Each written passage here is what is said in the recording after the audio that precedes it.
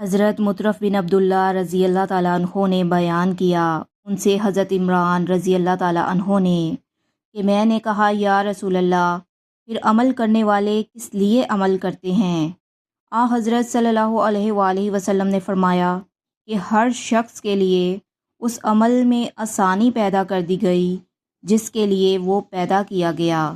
صحیح بخاری حدیث نمبر 7551۔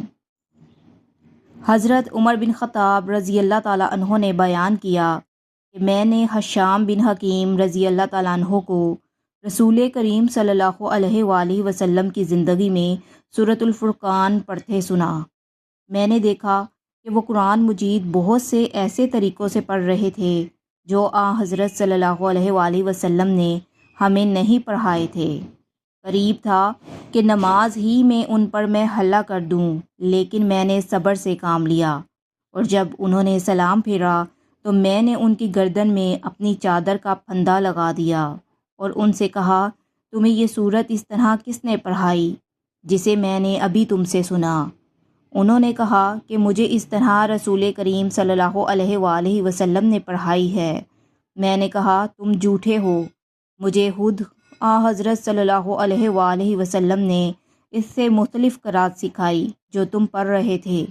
چنانچہ میں انہیں کھینچتا ہوا حضرت صلی اللہ علیہ وآلہ وسلم کے پاس لے گیا اور عرض کیا کہ میں نے اس شخص کو سورۃ الفرقان اس طرح پڑھتے سنا جو آپ نے مجھے نہیں سکھائی۔ حضرت صلی اللہ علیہ وآلہ وسلم نے فرمایا کہ انہیں چھوڑ دو، حشام تم پڑھ کر سناؤ۔ انہوں نے وہی قرات پڑھی جو میں ان سے سن چکا تھا۔ حضرت صلی اللہ علیہ وآلہ وسلم نے فرمایا کہ اسی طرح یہ صورت نازل ہوئی ہے، اے عمر اب تم پڑھو۔ میں نے اس قرات کے مطابق پڑھا جو آپ صلی اللہ علیہ وآلہ وسلم نے مجھے سکھائی تھی۔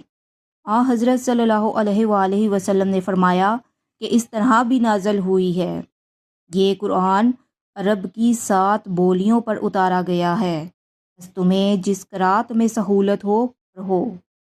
صحیح بخاری حدیث نمبر 7550۔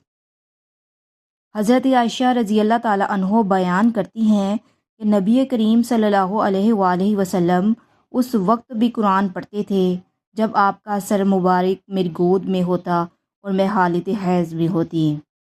صحیح بخاری حدیث نمبر 7549۔